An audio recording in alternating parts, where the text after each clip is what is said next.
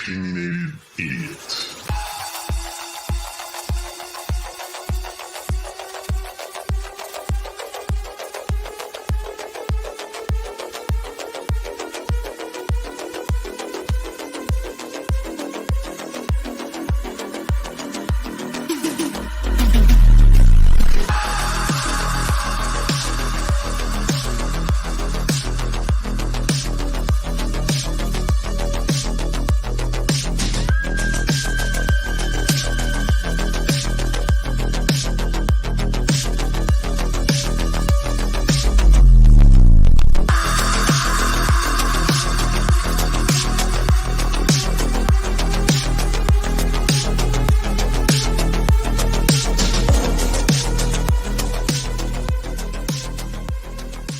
The Opinionated Idiot live show. We are live. Happy Saturday, everybody. Welcome back to the Opinionated Idiot YouTube channel live show. Blah, blah, blah, blah, blah, blah, blah, blah, blah. It is it May already? Holy shnikes. We're almost through the first week in May. This year feels like it's flying by. It's May 6th, 2023. I want to welcome everybody in to the program this evening. We have a lot to go through. I know I'm starting late tonight, so don't scold me. I had life things that got in the way, but we're here, and we're going to hang out for a little while. We got lots of stuff to go through. I normally would bring in the chat. You guys know I'm very good at doing that, but I want to move through the show and get to kind of the meat and potatoes of what we're going to get into. But a couple of housekeeping things before we go forward in the show. I was checking out my analytics today, and I just want to make sure, because I don't know if this is a YouTube thing or like a subscriber thing. And I think YouTube's been playing some trickery lately on a lot of things. So I looked at my analytics, and I have over 4,000 subs now, but it tells me only 700 subs have their bell notifications turned on. That's why you guys aren't getting notifications for the live show. Another thing that will affect that too is if I drop videos and you don't interact with that, YouTube will just say, well, they're really not interested in your content and may put that stuff aside. So the biggest thing is check. I usually drop videos 5 p.m. Eastern Standard Time during the week. I'll have a video. Even if you can just go in and click the thumbs up button, if you don't want to watch it all the way through, it just shows some interaction on that channel, on that video. So that keeps pushing this channel out. And then always the biggest thing that you can keep in mind too, right there, live show Sunday, Tuesday, Thursday, Saturday, 8:30 p.m. Eastern Standard Time, with the exception of this evening. So again, hit those bell notifications, turn on the notifications. If you haven't, you'll just know any of those 4 nights, Opinionated Idiot YouTube channel will be live. So thank you. Thank you for letting me get through that. And we'll move on with the show. So I have a guest that I'm going to bring on here in about a second. And let's bring up my resident agent. Agent Chase in the house. How's everyone doing? Everybody's doing good. I think everybody's here to figure out, like, what are we going to deep dive into here this evening about this latent footprint, that shoe print. Let me get that right. The shoe print that was found at King Road during the processing of the crime scene. And it's funny because going over that PCA and reading it, and then reading, just keep reading through it constantly, you tend to see things that you might have missed or forgot about. Now, this shoe print, in my opinion, I've heard a lot about it. Actually, you know what? I haven't really heard much about it at all. I think a lot of people have dismissed it. Mm-hmm. I think there's something there. It would not be left in this PCA. It would not be put in the PCA if it was basically what everybody calls as a nothing burger. So, hi. You're live, Lily. You're live. So I think what I'm thinking is there is something to it. I mean, it's put in the PCA. It's mentioned. It's mentioned through a critical point of where, you know, a major point, turning point in this investigation happened as well. It was in front of a witness's door. And I've heard many other YouTube channels, or I haven't even heard the mainstream media talk about this, how important this could be. How do you feel about it, Laura? It seems like it was a one and done thing. It was mentioned and forgotten about it. Everybody seems to just dismiss it, to think that it's just part of a verification of a witness statement. But I guess we'll just wait and see if it could be more. Right. So we have a presentation that we're going to bring up. We have some videos to kind of give us a scientific view on some of the certain tests that were used to find this print. Now, before we go forward, I just want to make sure that we do this. I and Laura are no way, in any way, a scientist. We are not legal advisors. We are not law enforcement. We do not give legal advice. Everything that we say here is alleged. And this is kind of water cooler talk. That's kind of what you're going to get here. It's the things that all of you and your friends talk about in this case. So I just want to make sure I set that precedent before we go forward. But let's do this before we get into our presentation. Did you want to talk about the motion first? Because you knew a little bit more about that. Well, I don't know why I just clicked mute. I muted myself on purpose. So this was a document you wanted me to bring up and talk a little bit about. Yeah, on May 4th, the motion to compel discovery was released. And it's very interesting. What it is it's basically the defense saying we've requested numerous information from the prosecution and we still haven't found it. They said that on February 3rd, they requested the first request, and then on March 24th, they requested the second request. The first one really just is all the body cam and dash cam footage from the officers from Pennsylvania when he was arrested and taken in. They also are looking for all of the lab testing, including photos and color diagrams and bench notes, including but not limited to copies of lab reports detailing the forensic evidence collection and analysis of items recovered at his parents' home, trash cans, other receptacles, and his Hyundai Elantra. And they also have something in there that says, based upon this information and belief, these reports contain exculpatory info. Sure. It's not May. Right there it is. Well, I mean, it's the month of May, but counsel for Mr. Kohberger has not yet received them. Based upon what they have, they contain exculpatory info.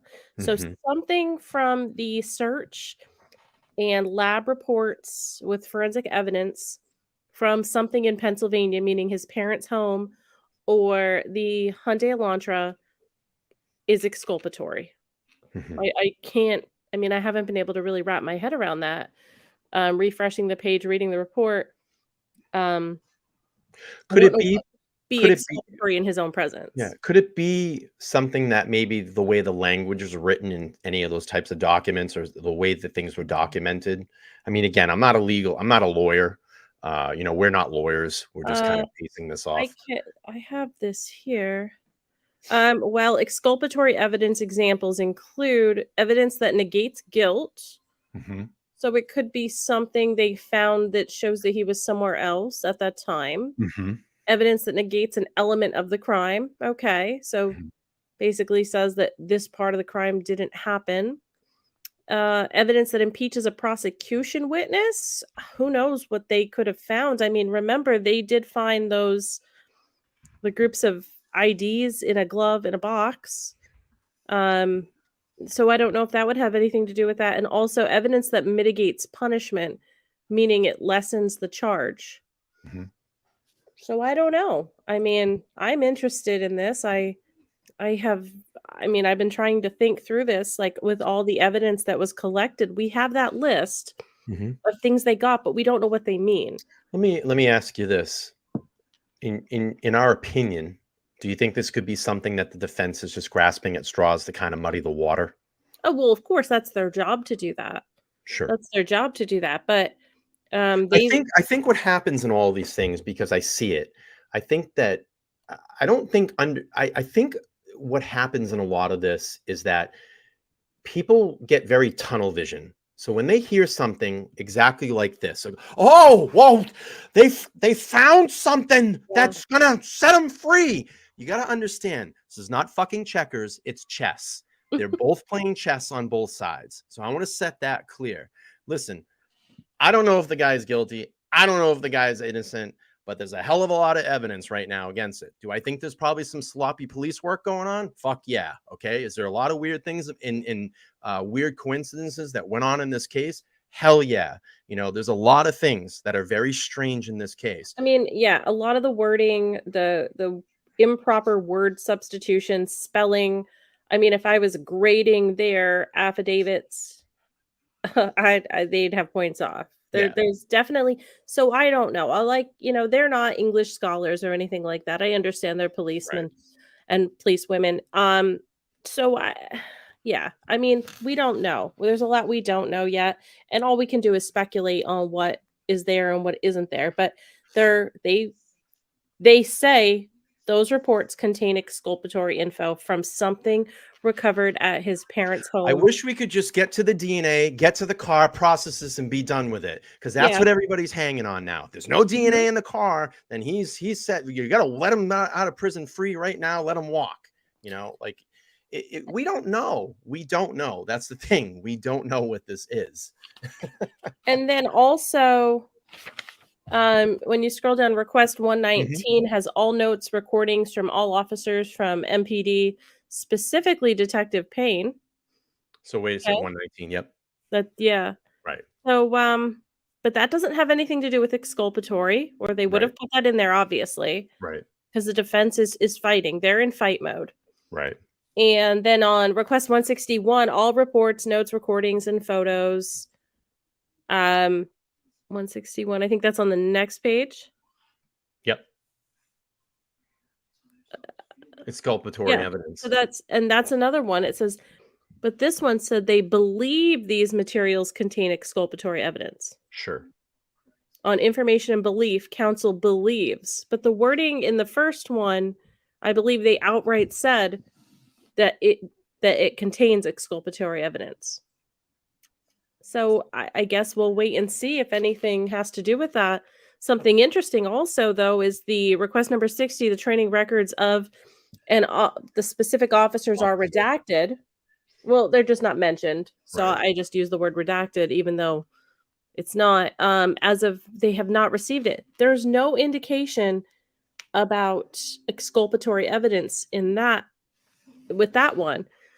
So if on March 24th, they requested the training records of specific officers, and then on March 27th, the prosecution came out with the Brady Giglio notification, that could be them saying, okay, they requested training on these officers. They obviously are aware that there are some of our MPD officers that did some questionable things, like in Sticker Gate when they buried evidence and everything, and lost audio from their cam. So, I mean, that could be the prosecution's way of trying to get ahead of that.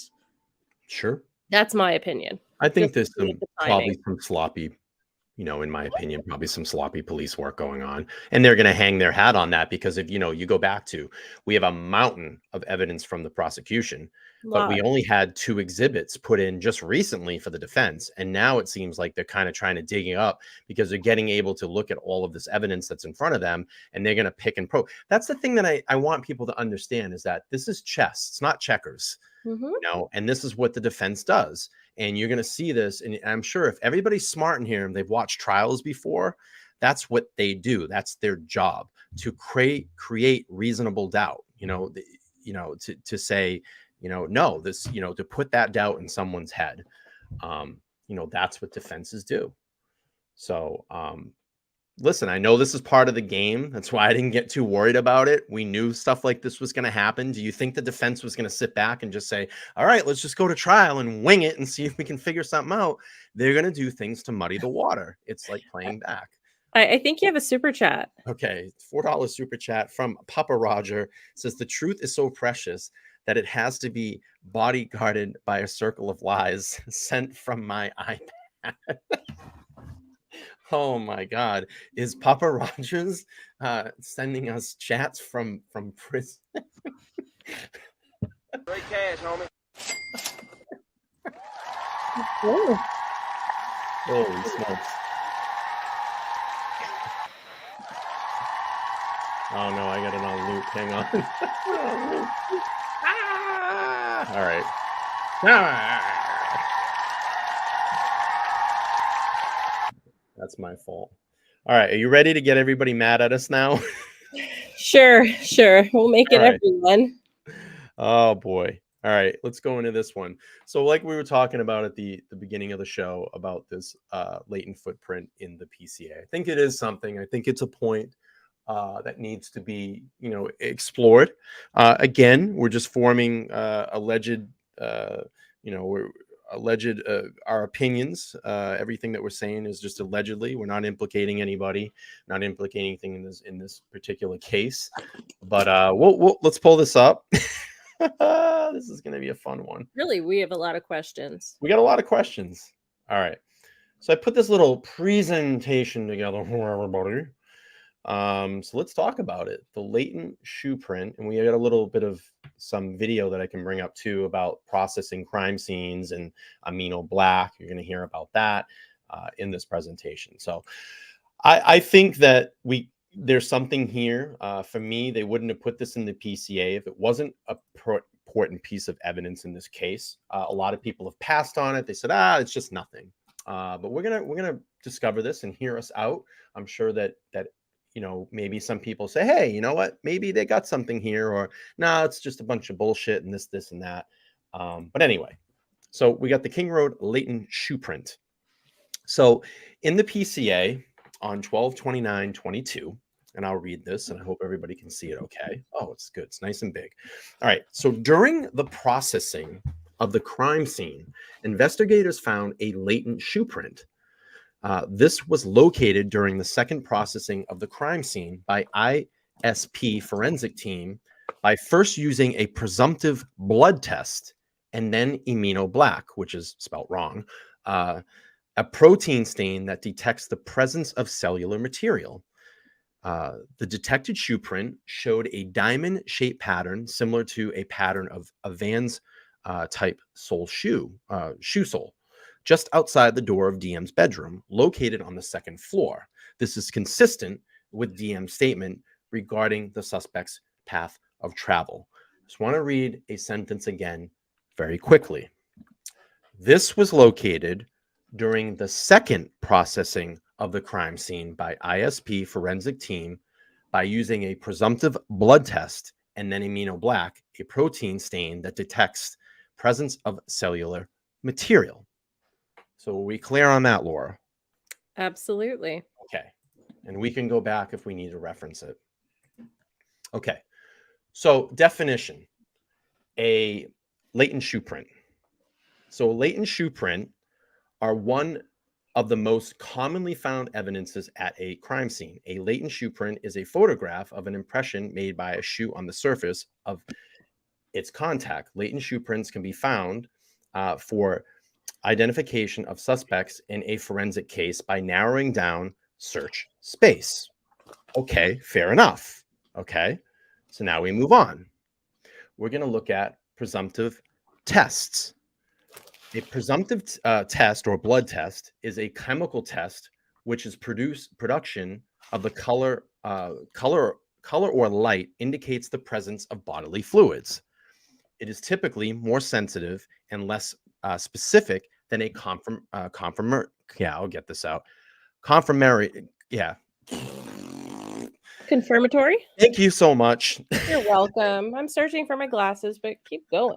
A confirmatory test, I can't get this out, is a test that verifies the presence of a specific compound. Okay, let's move along. So, what is a presumptive test for blood identification? This is a long scientific word. I'm going to probably not get that out. I didn't take college and I barely passed high school. But let's just say pheno, blood test, is a presumptive test that reacts with a hema molecule present in blood. A positive reaction gives a pink color. While blood stains normally appear red-brown in color, the color is a substrate or the age of a stain may affect the appearance or visibility of the stain. So what I want to point out, and I'm not going to bring it up, but if you look at the recent document dump, the 166 pages, when they processed evidence at Bryan Kohberger's apartment, they used this chemical to test for blood the first time. Okay, another thing that we've heard too is luminol. So it could have been luminol as well. Although the tests are presumptive, large areas of suspected material can be examined rapidly. Dried and decomposed blood gave a stronger or more lasting reaction than fresh blood. And if the luminescence disappears, it can also reproduce by the application of fresh luminol hydrogen peroxide solution. Dried stains may thus be made luminescence repeatedly. Okay. So if we move on, we have amino black, and it's actually spelt wrong in the PCA. So what is amino black? Amino black is generally a protein stain. It will react with proteins found in blood. It is not a specific. It is not specific to blood. The use of amino black results in a dark blue staining of the protein that can be enhanced to contrast visual patterns of impressions and allow for easier documentation. Still with me, Laura? I am still with you. Audience still with me? Probably not. They're probably yelling at me. All right. So what is it? What is a cellular material? It's basically blood. I'm not going to read through this. Blood cells, white blood cells, red blood cells, platelets, I'm sorry, and so on. So cellular material, that's what that is. All right. So what are we all getting at here? Okay. Facts. I wanted to throw this in here too. Blood cannot evaporate because it contains too much water and other liquids, okay, proteins, and so on. All right. So I got a picture of the crime scene here. This is it's a what do they call this? A rendition of where that shoe print was found, and in the direction. If you look just in front of the refrigerator, if you were to turn 180 degrees, you would see the sliding glass door that is supposedly the point of entry and exit, or the point of exit for the suspect. So you have DM's room right there. If you look on the ground, that's where the shoe print was found. So now I want to go back. We'll go back to the PCA, the second processing. Okay, so what does this all mean now? One, the shoe print was not visible to the naked eye the first time processing the scene. During the second processing, so they basically walked through that area, they looked, they didn't see anything. Then they used a solution to enhance blood in that area. That came up and showed the footprint. What they did is they went in. During the second processing, CSI used a presumptive blood test to detect blood. That was that long scientific word. And then it became then they used the latent shoe print that was found after the presumptive blood test was used, and then they used amino black to enhance it so they could take it for a photograph for evidence. What could this all mean? What could it all mean? Why was that shoe print latent? It was a bloody print that was latent because amino black does not pick up, say the sweat and the sebaceous, the sweat on our hands and everything that a normal fingerprint has. Mm-hmm. So amino black is specifically for blood or cellular material, bodily fluids, which would probably also mean urine, semen, that type of thing. So the audience, I'm seeing a little bit here now that they're kind of seeing I got Dina saying someone might have cleaned up. Wait, where's Susan saying, so I'm pulling them up if you look on the screen. Susan saying someone cleaned up. Chosen Rosen saying, I want to know if someone cleaned up too. Now, I'm not speculating anything. I wasn't there that night. Laura wasn't there. We weren't all there. But it seems a little weird because why did that shoe print disappear, but it showed up the second processing? It wasn't visible to the naked eye. It's strange.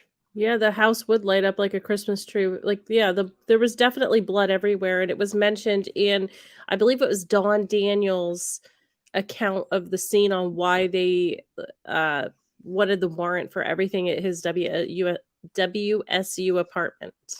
So everybody's asking, why was it invisible? Yeah, why couldn't the naked eye see this bloody footprint? Because it had to have been bloody if Amito Black. I guess, I mean, it could have all. Well, what they did was they went into the crime scene, they walked through. They didn't see it the first time. Then they used that presumptive blood test like luminol or that Blood. pheno whatever. A test for blood. Right. It enhanced it, and then this shoe print came up. Then they enhanced the contrast by using amino black to take it for a photograph. But that shoe print was what I think was, and I'm only giving my opinion, and I'm only speculating and allegedly. Seems like that shoe print was there and then it just wasn't there again. I don't know how that happened. It could be cross-contamination. Could be other things that went on. I don't know. I can't explain for that. It's a little weird. If the shoe only had a microscopic amount of blood, how would they have gotten the diamond print? That's what I'm wondering. How they would have gotten enough of the diamond print to call it a Vans. Let's or do like this. a Vans. I got a couple of videos we'll pull up and just show the processing of like amino black, how that's used in the crime scene. Okay. Again, I'm not a lawyer. I'm not a scientist. This is just another angle to look at all of this. And I don't think this shoe print is a nothing burger. I think there's something to this. We have a good comment here. Corey Rodella. I hope I'm saying your name correctly. Sure. Could he have been wearing those surgical booties and on the way out took off all the blood-soaked outer gear to walk out without a trail? Corey, I've thought about that a lot. That's what I'm thinking. Now, again, we're saying suspect because now Bryan Kohberger is innocent until proven guilty. So I want to make sure that point is put out there too. We're talking about the suspect. Okay. It's a suspect. Yeah. Could the suspect. Right. Yeah. And that hallway right there. I mean, if that let me were bring me, up I'll bring up the you want to get the video ready, but if that were me, I would definitely take off my protective gear in that hallway. Sure. And not in front of the big window in the kitchen. All right, let's see how amino black is used in a crime scene. I think this is important. And we'll go from here. Okay, so just showing the Hungarian red as an option as a blood enhancer. And there's several options that are available. So we're going to demonstrate another option at this point here, which is amino black. And we're going to kind of go through the same steps that we did. Real quick, I want to just answer this. Let me go back up. Willow says it wasn't seen in the initial walkthrough, but afterwards it was visual because they used a presumptive blood test. So it wasn't seen to the naked eye. They had to enhance it with blood. So, but blood can't evaporate is what I'm trying to get at. It's not like water. If I spill water on the floor, it's going to evaporate. You're not going to see that there. It's gone. What I'm saying is it's a little weird. That's all I'm saying. It's just a little strange. I don't know what happened. I don't know why that happened, but it's a little weird. Okay, let's play this. With the Hungarian red, as far as taking our blood, making a bath of the blood, then wiping that blood onto a shoe impression. Now, likewise with the Hungarian red and the amino black, they both work very effective for picking up fine detail from very minute residue of the blood that's on the surface. It reacts with a very faint ratio of the blood. Now, works ideal for footwear impression evidence, but also on palms and on fingerprint impressions. Picks up very good detail. So the blood, again, as we described in the other video, this is sheep's blood that comes from the federal government. It's pathogen-free.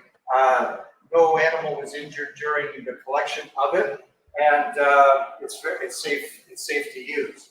Now, what we've done is we've taken some of the blood from the bottle. We've just poured it into the tray here for convenience, because the shoes that we are going to use, these beach sandal wear, they won't fit into the tray to actually accumulate blood on the outsole.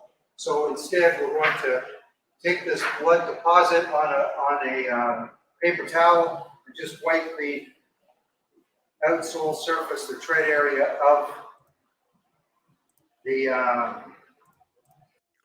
But this print was blood. It was processed using a chemical that detected blood. So the print was there. This is what I'm trying to get everybody to understand here. It says, you're not understanding. You got to go back and read the PCA. They used a blood detecting chemical that found this print. I'm trying to make this very clear to everybody because they don't seem to understand. There was blood in this footprint. Okay. It was a bloody footprint that was there.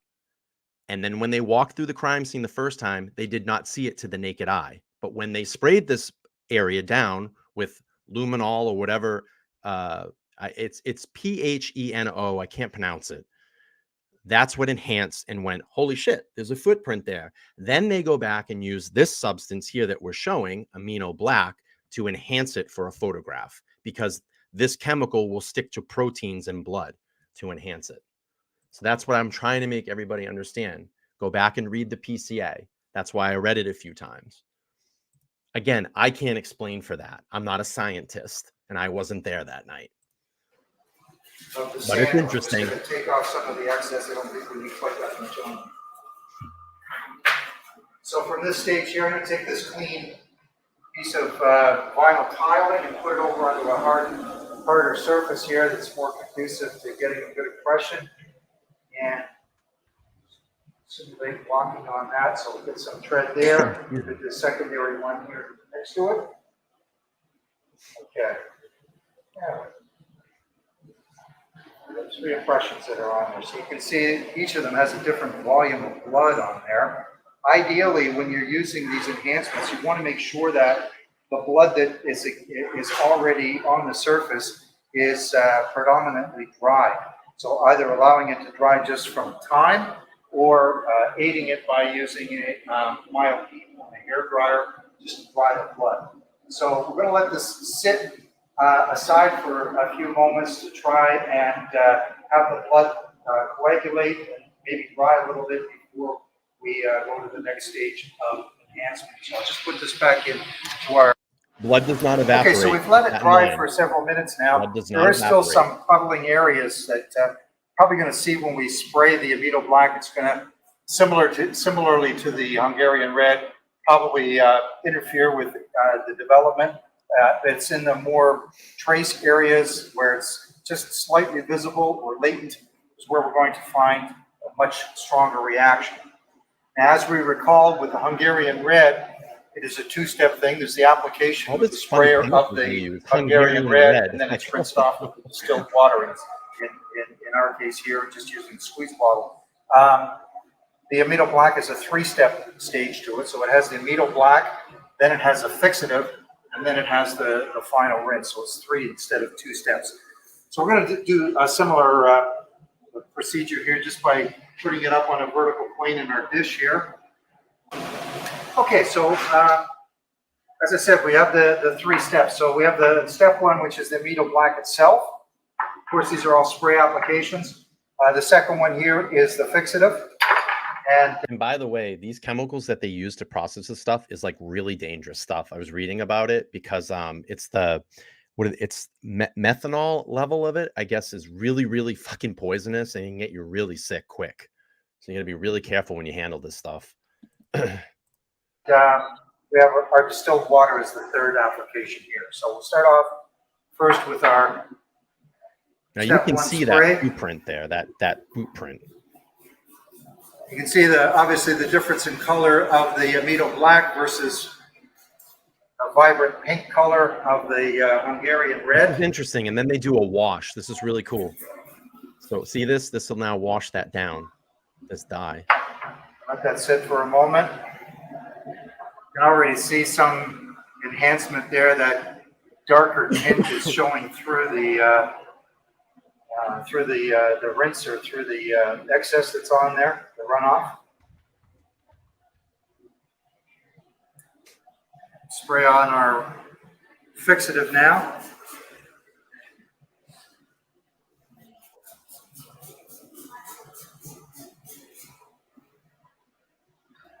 It's interesting. And the final step is adding the distilled water. Just water. Wow. Let's see how it bonds to that protein.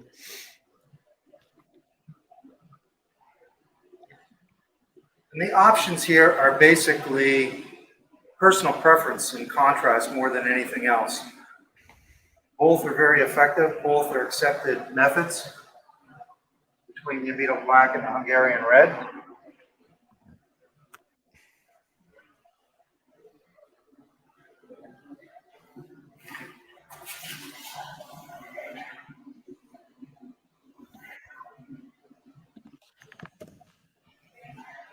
As I noted before, you can see where the overdevelopment is from the blood itself. It only intensifies it with the Amido black. It's in the fainter areas where it excels. Interesting. Good stuff. I wish I was a crime scene processor. It's just so interesting. I wish I knew like science. I love science. Say, yeah, science. But it's really neat how they do all that stuff. So let's do this. There was something that was mentioned in the recent document dump about King Road. I want to bring that up too, so we get a little understanding of what was in that as well. So let's pull this up. So this was some detail about King Road that we didn't know. This is new information that was actually talked about the crime scene. So I'll read through this really quick. The King Road residents contain a significant amount of blood from the victims, including splatter and cast-off, blood stain patterns resulting from blood drips released from the object due to its motion, which is based on my training, makes it likely that this evidence was transferred to Kohberger's person, clothes, or shoes based on the location of the suspect's vehicle and the 8458 phone immediately following the murders. It is probable that Kohberger went home to his residence at the time. It is likely that he had blood or other trace evidence on his person, clothes, shoes, including skin cells or hair from, and I think it just says the victims on that other page. So I wanted to kind of get that out there because that was, that's really the first hand that we heard of anything of the actual crime scene that was confirmed. We've heard reports of what it was like, but this is actually in a legal document. Did I lose you, Laura? No. I'm just catching up with the chat and everything. But yeah, she said it was a lot of blood there. And everybody's asking why one shoe print. That's the only one they mentioned in the PCA. There could have been more. There probably was more. I believe the purpose of them putting this in there was to try to verify a witness's story. But we're not negating that. Why? Why was there a bloody, latent shoe print? That's what we've been trying to figure out. Why?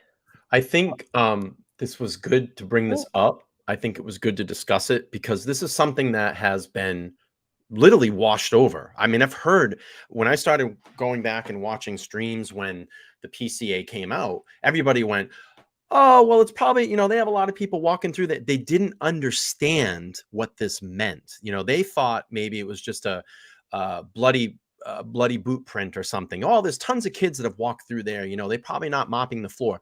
This was a bloody shoe print that was there than to the naked eye when they first came through, because they processed the crime scene twice. So that means they walked through, they didn't see it, they came back, used a blood finding solution, and this popped up.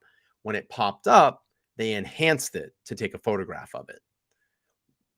Why wasn't that footprint there the first time through? That's all I'm trying to figure out. Blood does not evaporate.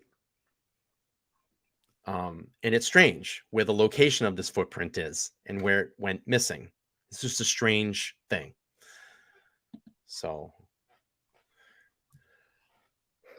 no, it's just it's a mystery. It's our mystery at this point. Anything in the new legal documents that you wanted to talk about that we could pull up? Or No, I think that we already talked about that. They did cancel the gag order that was with the Gonsalves family on May 25th and combine it with the Associated Press and the rest of the media and move it up to May 22nd, though. And it should be publicized. I think you're going to see a lot of stuff come out soon. I think you're going to probably see more body cam footage. Obviously, we saw some others that we've got the new Kohberger video that was pulled over. Do you want to look through that? We haven't, I mean, I've done it a couple times, but we can do this for the crowd, the audience tonight. We can pull that up and look at it. Do they want to see Kohberger? Do you guys want me to pull up the second? You want to see Kohberger? Yeah, let us know. Let us know, because I can pull up the new yeah, so Bella's saying that, I agree, Brian. It's a mystery. I think this whole case is. Yeah, and that's, listen, like I've been on this channel, I've made it very, very clear.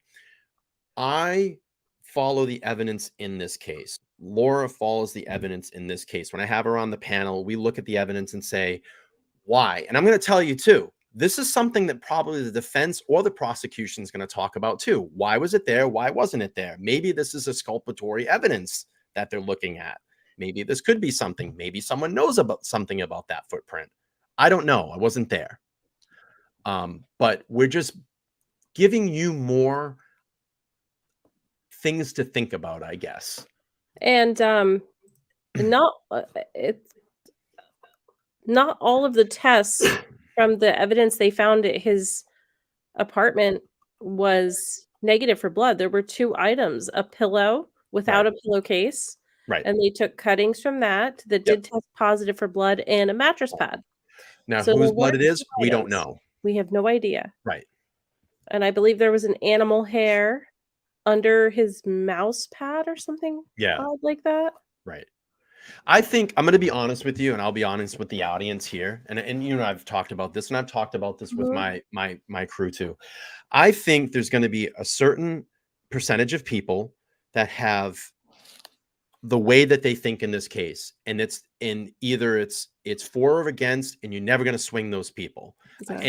And the consensus, what I understand right now, there's a lot of people that think that this guy didn't do it. It's a conspiracy and it's a cover-up. And that's fine. That's your opinion. But on the other side, I think there's a lot of people that think that he did do this. And then I think there's a lot of people that are just really stuck in the middle, and they go, they tend to, they hear something that might swing them this way, they might swing them that way. That's what I want to do here, is I want people to think and look and just really look through evidence and stick to what's in front of us, what we can base off in a legal document, and not get into I heard from the brother's dog's neighbor's cousin that the night that happened, Bryan Kohberger was on Mars, and he flew there in a jet and landed. So there's no way. And it was drug cartels that drove his white Hyundai Elantra there.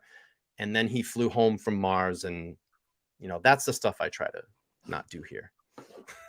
That's the stuff I try not to do here. Okay. So I got a $5 super chat from Pamela Hamilton, sorry. She says, thank you, Brian and Laura, for the time behind the scenes that you put into each night to prep for the lives.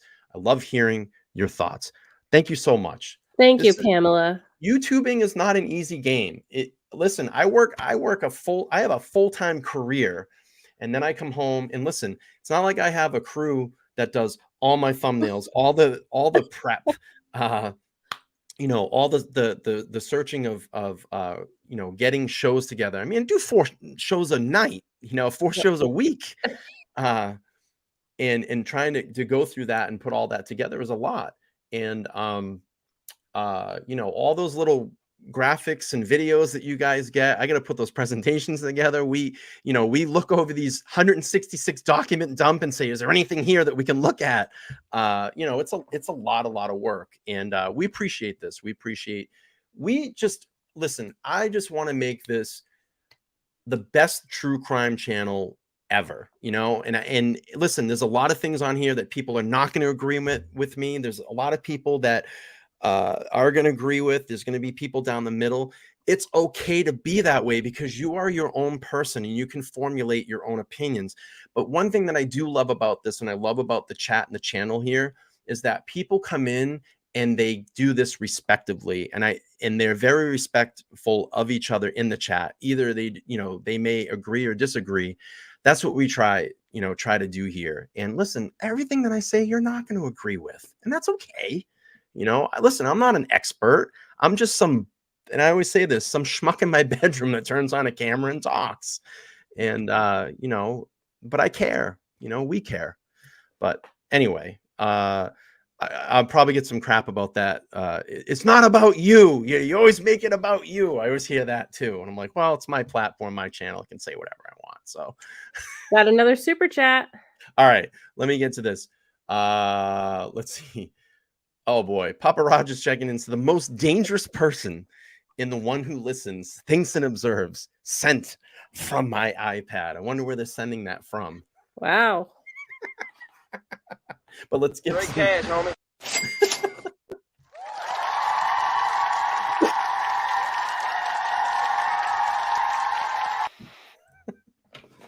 All right. Bing, bong, bong, bing, Yeah, bing, a bing. lot of bing, bing, bong going on tonight.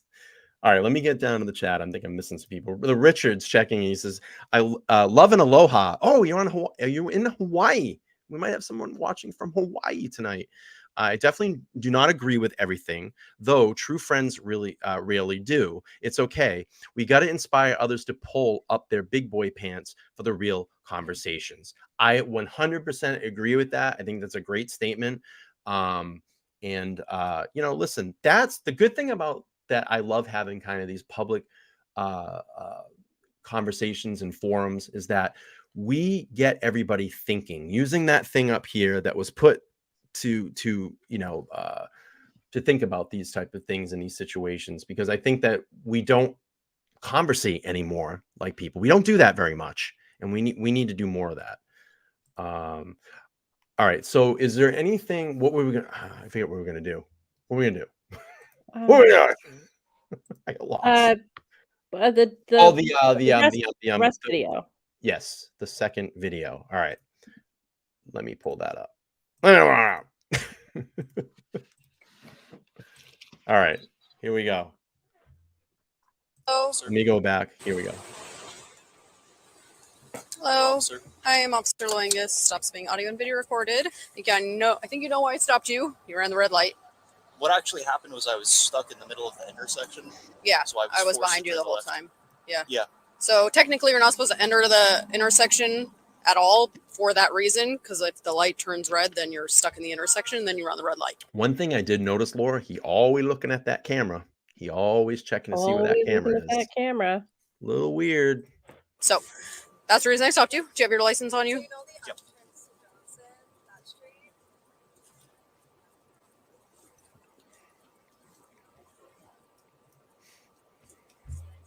Do you have the registration and insurance?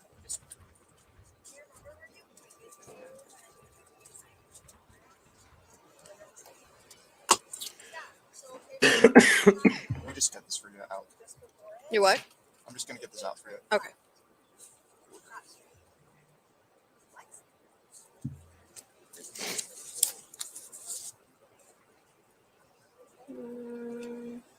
So would you explain that to me a little bit further? So in Pennsylvania, when you're stuck like in the intersection, you have to make the left.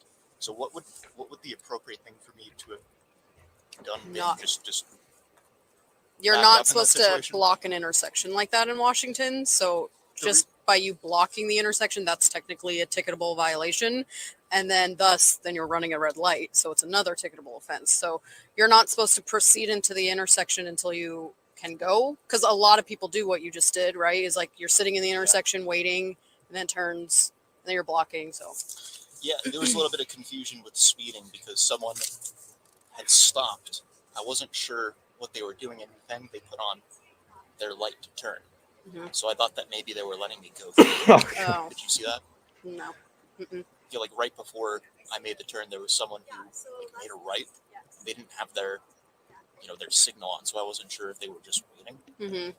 Yeah, so New I would just info advise about the discovery. just don't enter the intersection until you can go, so you don't get stuck. What discovery?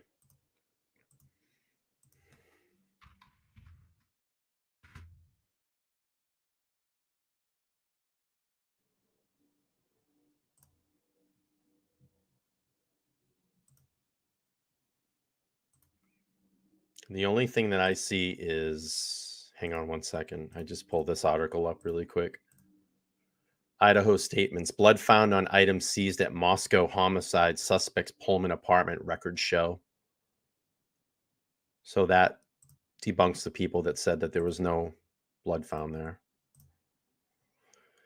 Initial analysis showed blood on 2 items that police seized during the search of Moscow homicide. Suspect Bryan Kohberger's Washington State University housing documents the university released Thursday. So that came up. Did you see the ad that popped up over that? That was Vans. It was Vans. That's so weird, huh? Oh, they're watching us. They're watching us all. That's so freaking weird. There was a Vans thing that came up. Probably Amber gifted him right at the FBI now. Oh God. Amber gifted a membership. Amber gifted a membership by Amber is now a new channel member. Thank you so much for the membership.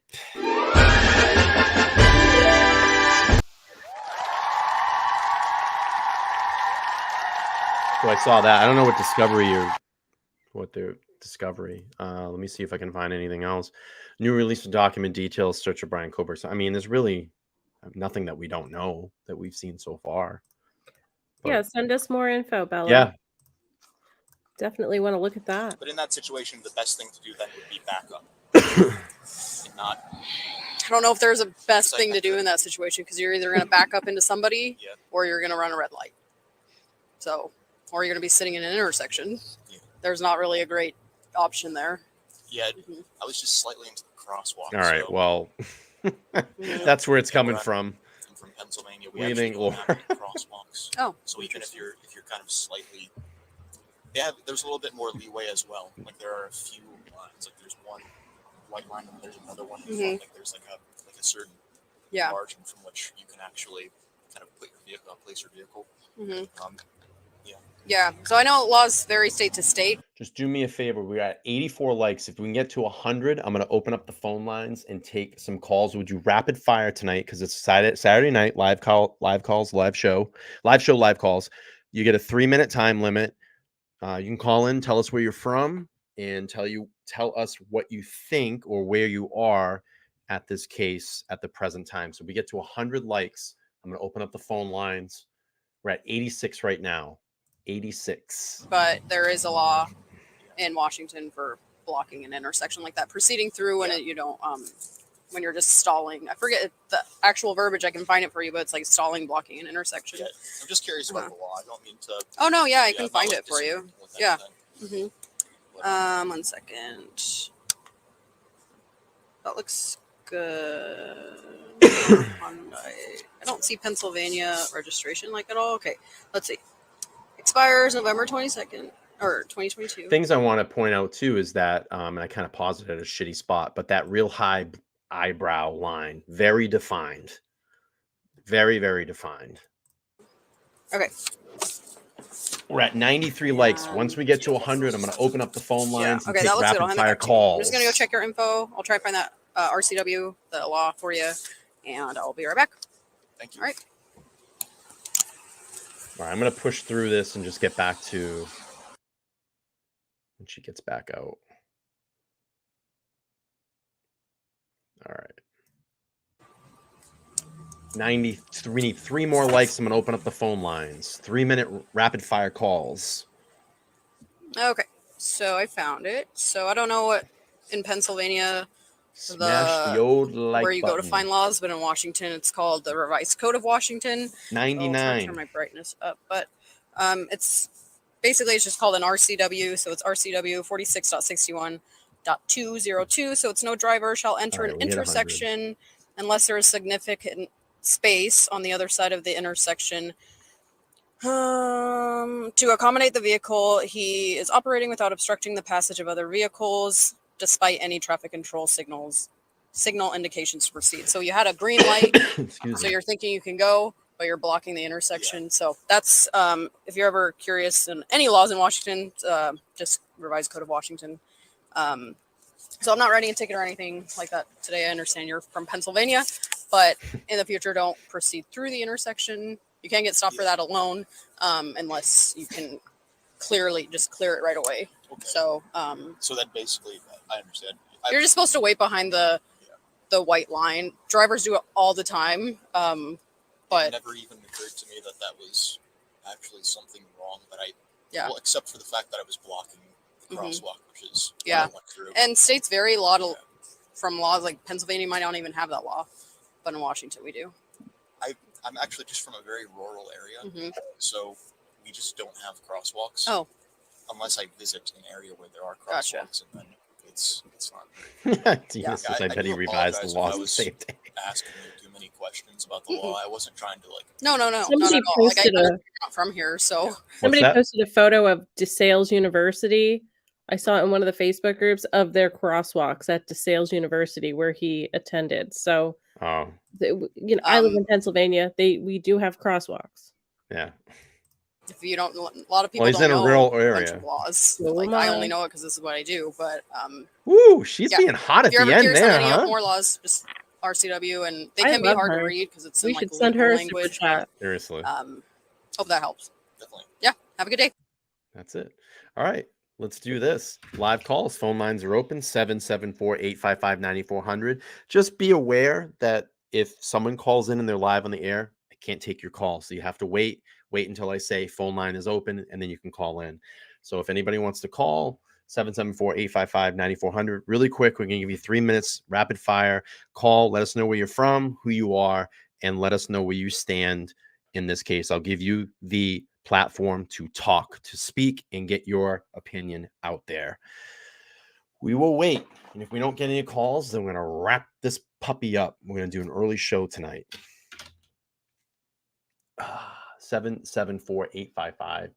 774-855-9400. Who's going to be the first victim? First victim. Come on. Someone's going to call.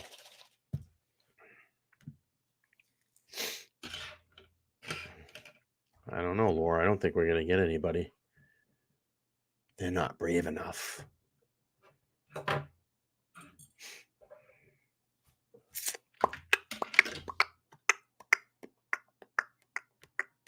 Seven 774-855-9400. The floor is yours for 3 minutes. 3 minutes. We got a call.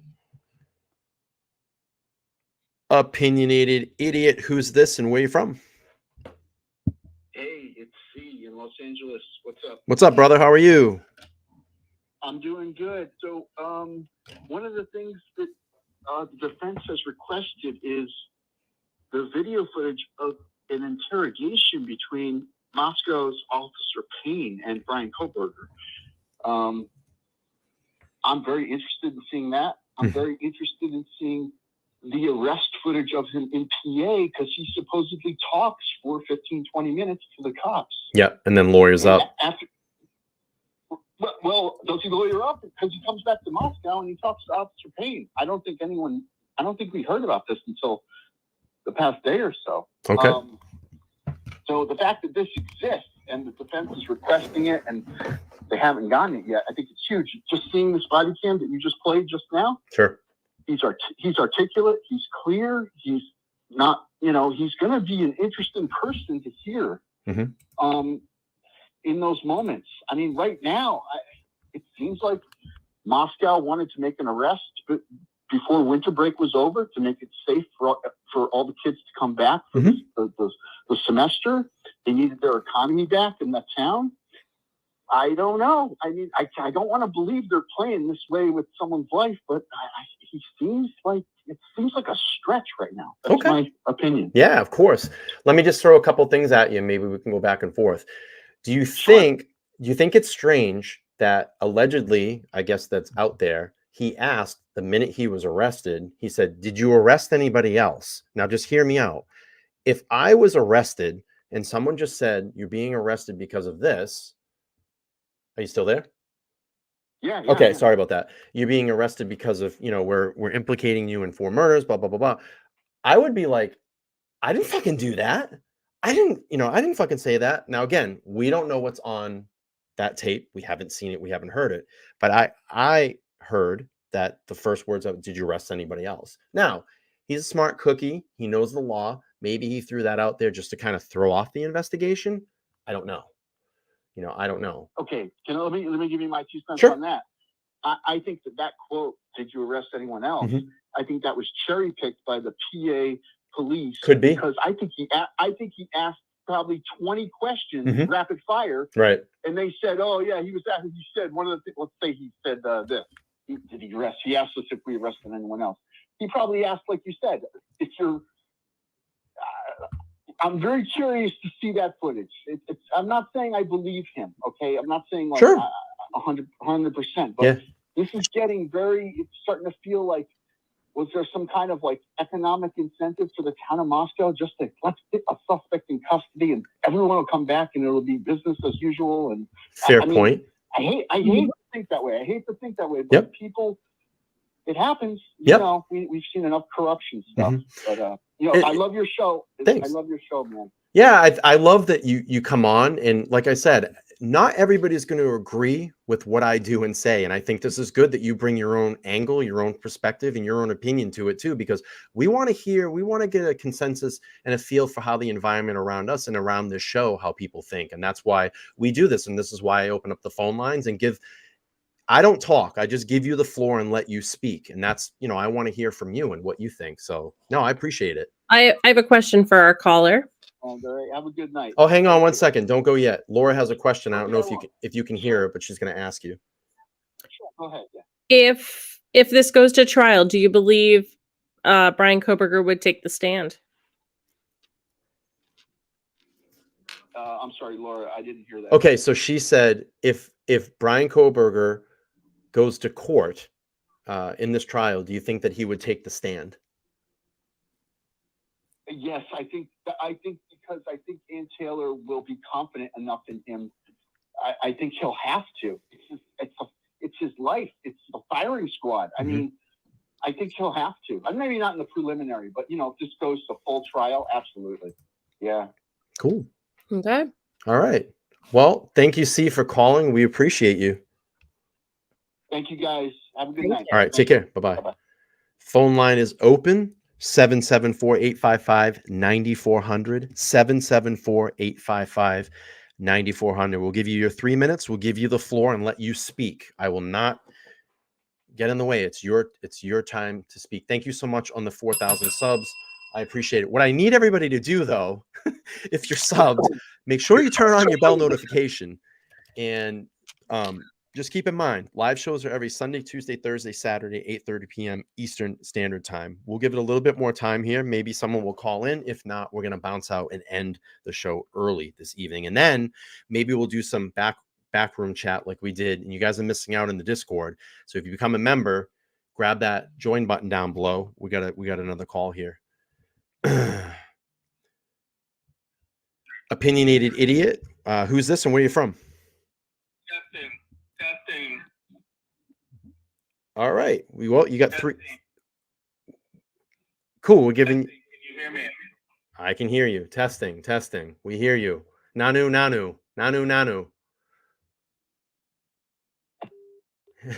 They hung up. I don't think they like my Mork and Mindy joke. Phone lines open 774-855-9400. Testies. We'll give it a couple more minutes and then we're going to shut the show down. But again, if you're not in the Discord group, you can get in there.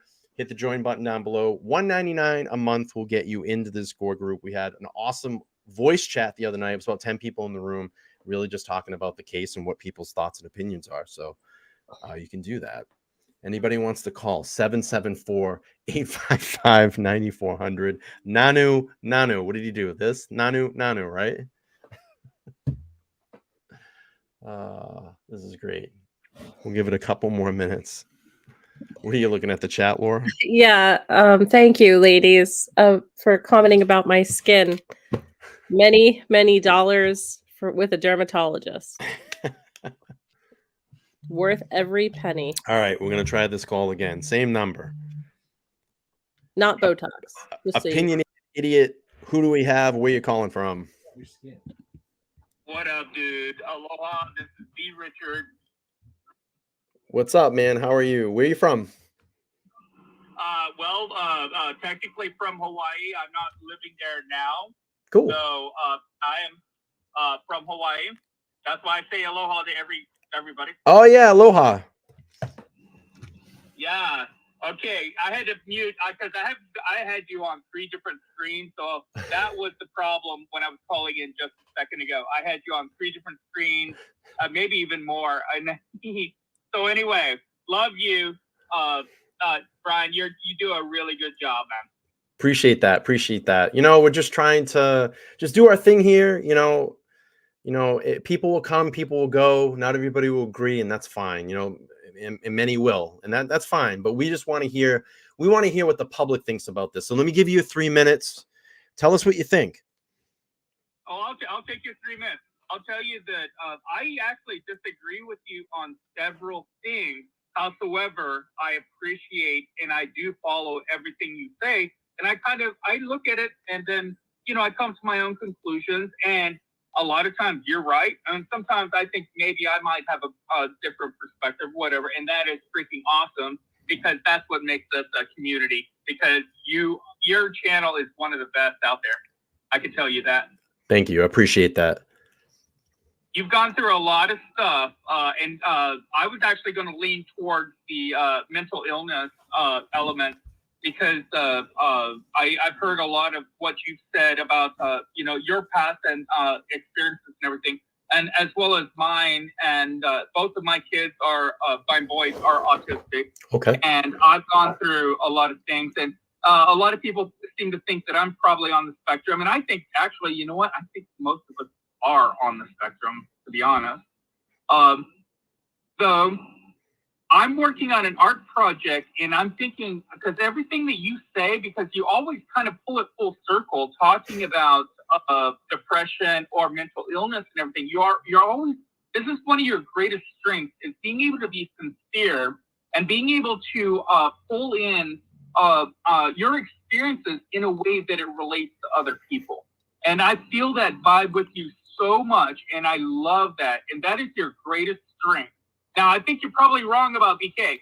I think he is probably going to be innocent, as in he did not kill them. However, it doesn't matter because I could be proven wrong at the exact same time. It doesn't matter. Everything that you are doing on your channel, you're inspiring people. You never would have met them. We wouldn't be having this conversation if I didn't feel connected to you. I feel very sincerely connected to you because you have shared a lot of your experiences of troubles, this and that is the most healing. It's the power of sincerity, and you've got that, dude. You've got that, and I just want to say love and aloha. I appreciate you very much. Well, wow, that's very kind of you. I mean, we've never met before. We've only, you've watched me an awful lot. This is the first, time that I'm getting to talk to you. I've given you, the 3 minutes. We're going to give you a little bit more time here because I'd like to answer that. First of all, I really appreciate those kind sentiments. Again, you don't know me, but what my vision here and what I've always wanted to do is not bullshit people. And I don't believe in bullshit. I like things that are just, that are just straight shot to me. I don't spin circles on people. I don't want to do that. And I don't want to bathe in conspiracy theories here. But you can have thoughts and you can have opinions when you stick to facts in the case. And again, I appreciate that you shared with me that you don't agree with me in a lot of what I say.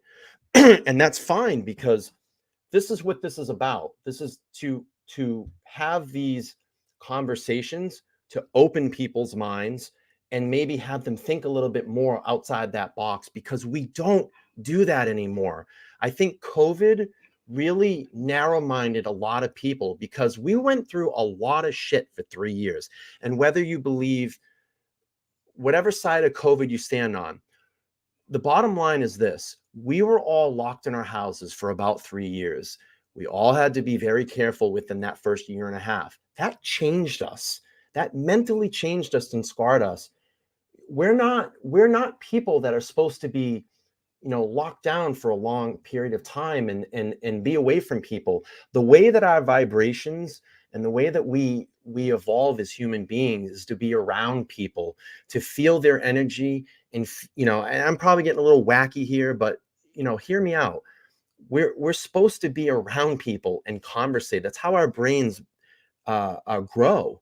And when you're locked away and you're put away, your brain is not growing. You're not having productive conversations. I know I'm kind of going off on a tangent here, and I hope that everybody can. I will top you on that and say it's not that we must be around other humans. We need to be around other living things, and right. That does include. And I'll even take it even more trippy. You got to be around trees. You got to be around the flowers. You got to be around the insects. You got to be around wildlife. You got to the air that breathes. That air that you're breathing is passing by somebody else or something else that's already breathed it. Okay? We are all connected. Yeah. And so I agree with you completely. And the thing is like, that's why I try to inspire people. Like, don't sit in your house 12 hours a day. Go out and take a walk, because you don't understand what's really around you. I don't think people really explore. I mean, you can even just, if you don't have the means or whatever to get outside your state, there's many things that you're missing just in your state, which you'll be surprised that could be 5 miles from you, a mile from you, that you've never visited or been there.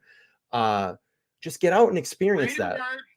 Greater words have never been said. Yes, because if say you drive 5 miles away to your nearby town, and you do that, and you've done that for the last 10, 15 years. Maybe I'm thinking as I grew up in Kentucky, and we went maybe 30 miles in any direction. So if we took that one road that was different than the one that we always took, it was a new adventure. And imagine all the people that you meet, or the experiences, or the you might. Okay, I know a lot of people are not artists and freak boys like me or perhaps even us.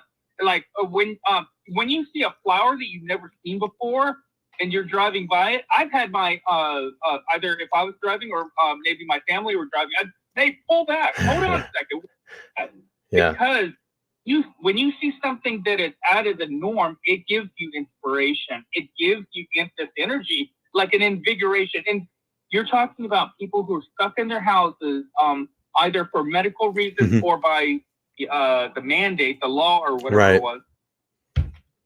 There's a lot of people, and I can tell you this though, that the pandemic was fantastic for YouTubers at that time, because I have been helping a lot of other I'm more into like film imagery and everything. God, we exploded because nobody could go to the cinema, and so our material went through the roof. And now, though everybody who was stuck at home, they needed material. And my little side tangent is, okay, now that we got the writer's strike that's going to mess up everything, late night and Saturday Night Live and all that, this is also a perfect time for content creators like you. And I, people know my name, D. Richard. I'm out there on several of the true crime channels. Yeah. This is a perfect time for our community. I do have a question for you, though. Sure. Okay, now I've been meditating on this very much. Like I said, I study everybody, and I even go back and I rewatch them with comments. All right, that's how trippy it is. As I'm working on my film project, I'm wondering, is there going to be a potential, or I mean, is there a potential that a YouTuber, either the host or guest or somebody in chat, that that the crime gets that touches the core? Now, I messaged Lana about this. I haven't heard anything, and I'm going to actually post it to everybody that I talk to. Do you think that there's a chance that we might get too close to the truth that actually might be kind of risky?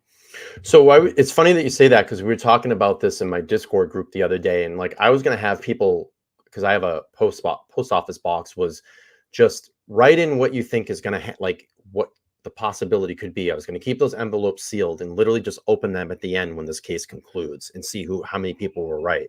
I mean, it could be true. I mean, I don't know. Like, I don't know all of the ramifications right now. I haven't gotten anything to tell me to stop. I haven't heard anything in the other true crimers for anybody to tell them to stop. Again, what we talk about on these channels are all allegedly just opinions. That's not what I'm saying, Sure. though. That's not what I'm saying. Mm-hmm. I'm wondering if somebody was actually, one of the channels were to actually kind of go in and say, oh, this guy is the bad guy. And even if it's in a joke, as a joke, so maybe the audience picks up on, maybe we actually finger out the I don't know, the actual, because I like I said, I don't really think Bryan did it. I think he's involved in many ways. So I don't think he actually did it. What if there is somebody, say an official involved, names, we know the names of all the people involved. Sure. What if it was them, and one of our channels, and I say ours because I'm kind of I got technical. I'm with Lana and later. Right. What if one of us really brings the house down, and that's how this guy gets busted? Would it put us in danger? I mean, would it put somebody in danger? Not like getting busted by the government or by YouTube or whatever. I'm not saying that. I'm saying literally in danger, because we're dealing with life and death. This is not a game. Right. It's fun, but it's not a game. Right. And that's what I've always said too, is that, I think people lose sight of that in these types of cases, that, lives were lost. And you got a man right now that's being accused of a crime that's still innocent at this point until proven guilty. So we have to respect that in that sense too. As much as you maybe hate Bryan Kohberger, as much as you might love Bryan Kohberger, you have to respect that process. I don't know. I don't know. That would be a really weird spin on this, but nothing really surprises me anymore. That's what I mean. As a filmmaker and as a writer and everything, and a game designer, all of this keeps playing into, holy crap, how could this get even weirder? Yeah. And I saw somebody post something, and I'm not going to go into detail, though it mentioned what happens when a YouTuber goes too far. I'm sure we've all seen that video and everything. So when I first saw the headline, I thought, oh my God, somebody get killed, because I've been kind of concerned about that. Sure. Because if this is as big as I kind of feel that it might be, it's not just one dude. I think that, But anyway, I just want to throw all of those apples out there, and we'll see how the salad splits. I don't know. Hey, man, I appreciate you calling in. Those are very, very kind words that you said. I appreciate your support. Yeah. You're the type of calls that we really, really love on this channel. It's respectful. And you can call back anytime you want. And I appreciate your commitment to helping this community grow, because we try to do this in a communal space. And we really want to hear everybody's side of what they think, and if I can change, maybe I'm not necessarily here to change people's minds. I'm here to just kind of throw more things out there, do a deep dive into it, give factual information that people can make a right decision off of, because there is a lot of BS out on these channels, and I don't want to go there, because I stick to the facts. That's all I'm going to say. I just stick to the facts. Well, you know what's the greatest thing that I saw you do, aside from what I've already said, when you decided that you were the first one out of all, and I think I followed maybe 10, 7 to 10 jobs, whatever. You were the first one to you initiated part 1 for going back from to the beginning, and that is the most valuable element right there. Was when you started doing that, others did as well, and then they did it in their own styles. Fantastic. You actually went back and you were breaking things down as you saw them, probably through your YouTube history. And that's fantastic. I saved absolutely all of your channels too and everything to go back through. You did it perfectly. And you did what, a 7 or 8? I did 7 parts. I didn't think 7 parts. Yeah. Yeah, and I didn't think it was going to go to a 7-part series, but there was so much information to go back, and that's what I was trying to get the audience to understand. You know, a lot of people just come in, they watch a 1-minute segment of my show, and they go, you know, you're a loser. You know, the glasses are stupid. It's a shtick. I'm performing. You don't understand. Like, I'm performing as like, I'm not who I am on this. You know, I am who I am. You know what I mean? But you're sticking it up a little bit. You're trying to make it a little goofy, and you know, it's my theme, opinionated idiot. I get the idiot glasses on, you know, like people don't understand. So they watch that and you go, oh, you're bullshit. You're an idiot. Like, you haven't even watched any, like, the real material that's going on in these channels.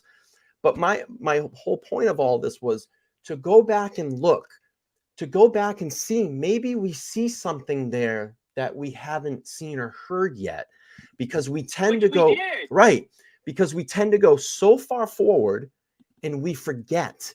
Believe me, I don't remember everything that's in that PCA. I always have to go back and look at it. And when I do, look what happened. Laura and I found something, this latent footprint. That's the part of, you know, that's the reason of this stream tonight, to maybe cast some new angles, something to look at, something to think about. And the chat was buzzing tonight when we talked about it. So yeah. And hey, you know what? I will go ahead and let you go. Cool. I think maybe we've reached our 3 minutes now. I think maybe.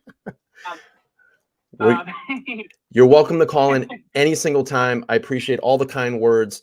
Thank you for the respect. Thank you for the love. And you know, we're just going to keep growing and try to grow this channel as big as we can. But I can't do it without people like you.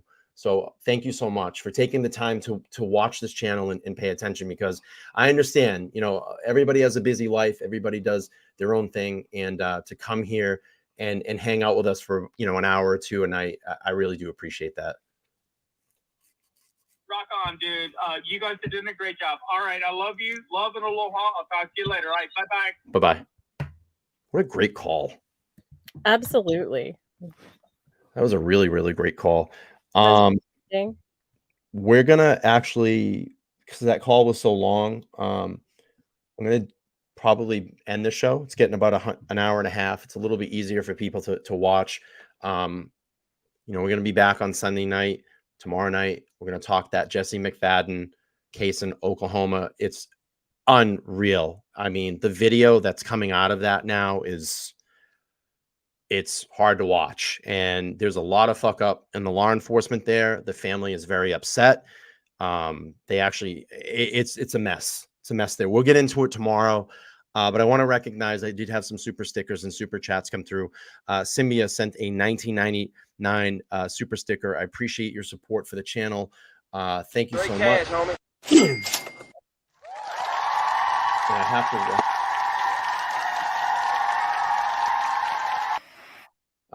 And the super sticker was very sweet. It said, "You're amazing." So thank you so much.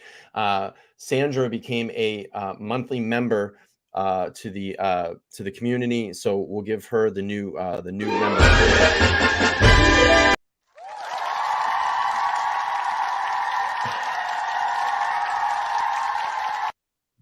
All right. So let's do this. So we're going to end on that note. I hope we gave some things to think about this evening, to go over and kind of process the information, maybe go back and watch what we talked about. I'll be honest with you, I was really nervous coming on and doing that tonight. But I think it's a very important piece of evidence that's been skipped. It's not a nothing burger. It was put into the PCA for a reason. And I'm probably sure there's going to be a lot of buzz over the next week or two about this specific show itself. I know that people will agree with me. I know people are going to say I'm crazy. That's okay. That's what we do here. Everybody has their own opinion. Again, amazing call. The Richard, thank you so much. Anytime you want to call the show, if you think of anything, and I think it's great. Listen, he doesn't even agree with me. And he called and he says he loves this channel because we keep it straight and we stick to the evidence in this case. What is document? What is legal? And listen, I think that there's a lot more stuff that we need to process through. I'm going to remind everybody this week, you're probably going to see another document dump come up pretty soon. And we might get some more video footage. So it is starting to get all released. And that tells me that they're getting ready to move this into a motion to get into either a pretrial hearing or the grand jury. So we'll see what happens. Again, I don't know what happened. I wasn't there that night. Laura wasn't there that night. None of us were there that night. But we will get to the bottom of the truth. We'll find justice for these victims.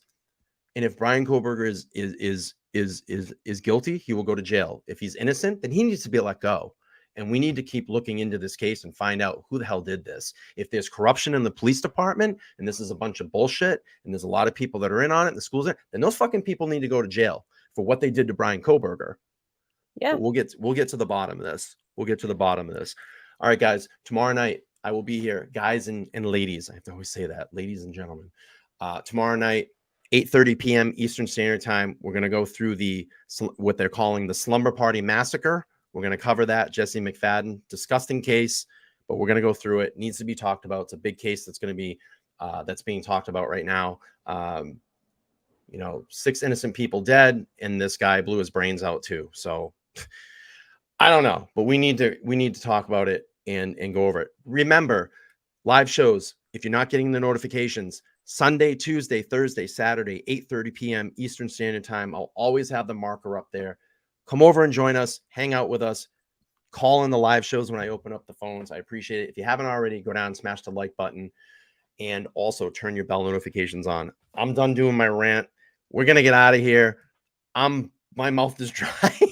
I'm getting out of here. We'll be in the Discord later if anybody wants to hang out. Thank you. I see all the thank yous there. You guys are the best. Absolutely chat ever, and this is what it's all about right here. Rip Kaylee, Maddie, that's supposed to be an ex, but Xana and Ethan, absolutely, yes. 100%. We'll be back here tomorrow night, 8:30 p.m. Eastern Standard Time. Bye, guys. We'll see you. Bye, Laura. Good night. Thank you so much, Laura, by the way. Thank you. Bye.